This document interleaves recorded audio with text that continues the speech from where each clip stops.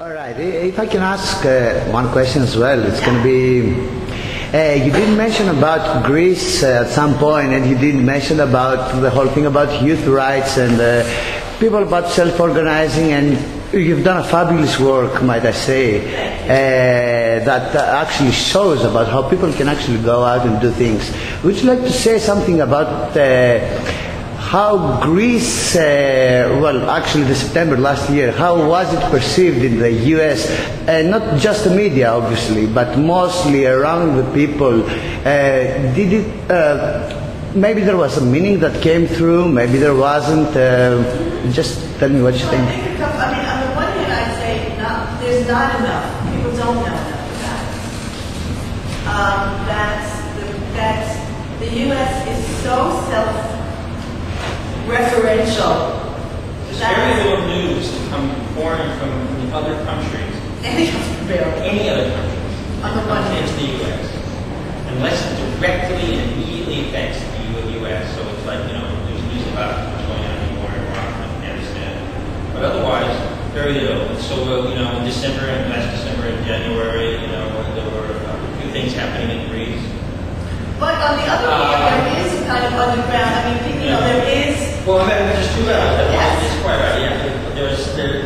But in the popular media, almost nothing. They will say you'll see a few very fleeting images of young people rioting in Athens. Oh, that's terrible.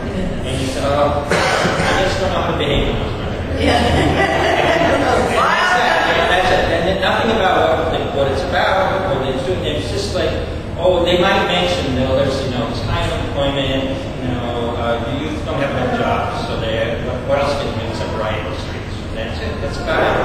But and then there's another level of what there is a good, if very small, that media network in the U.S. And there you would get, of course, that's where you would go to find out what's actually happening and understand something.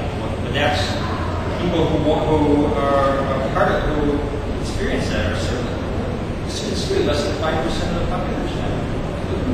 Yes, it's very small. But nonetheless, I think for those people, and I don't think still enough is known, but I think that it's seen as very heartening, actually. Again, the idea of self-management, the idea also of peaceful resistance, of real anger, that people are still capable of recognizing their own self-interest, which one does despair of in the U.S., quite a thing. Recognizing that something is wrong and having real anger at the banks, real anger at the politicians, and willing to kind of manifest that, which is very moving, I have to say, to us and to many people we know that it's possible. It's you know, not that it's not problematic, and I don't want to romanticize it. You know, there's lots of issues, obviously, but the mere fact that people are willing to put their bodies out there and struggle, you know, together, and not just on two things. On the one hand, express, you know, militant anger, and so many people, again, not young people, but also unions and, you know, autonomous unions. I mean, that sense of that's very moving, I think, to us and to other people that we know, and very hopeful.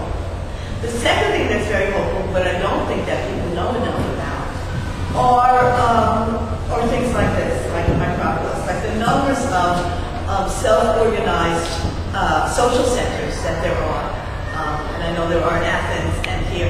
Again, it's something that existed very much in the U.S. in the 60s and 70s, and very much less so now. And a lot of it has to do with property, you know. Real estate, but yeah. also do but also has to do with that. Yeah, and also people who are willing to put in that kind of labor for no money. You know, which again was the movement I was, you know, was 60s and 70s was very much like that. And now? It's partly about, I mean, it's also partly the fault of American left and the degree that it became so heavily fractionalized as the 60s, especially the early 70s progressed.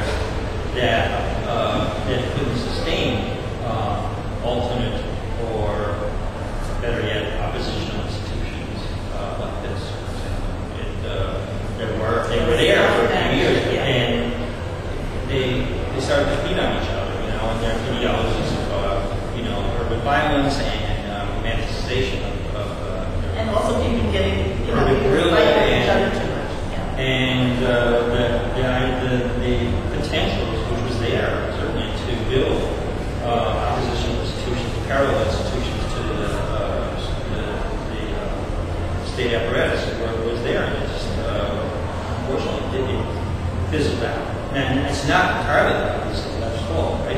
Maybe not even mostly Left's fault, but it's there. But I do feel like, again, there's enormous interest in that in the U.S. Again, now, I think, again, from young people finally. I mean, before it was like, oh, the idea that you do something and not be paid. There was a period of time. I think there's much more of a recognition that to create any meaningful culture, let alone politics, you have to kind of do it yourself. You're not going to get it. But that's really, so that in many ways is, I would say, the meaning of what's happening and what's continuing to happen here. Not, the fact that people are trying to take control of their own lives and the willingness to do that in the face of much more obvious repressive kinds of, police, for instance, than we have at this point in the U.S. But so those kinds of challenges, and again, you can go back to WTO and the different things that are happening. I mean, but the meaning of it is beyond, for us anyways, beyond just what's happened in the streets and street fighting, but also the creation of these kinds of that's exciting and presents real possibilities. Thank you.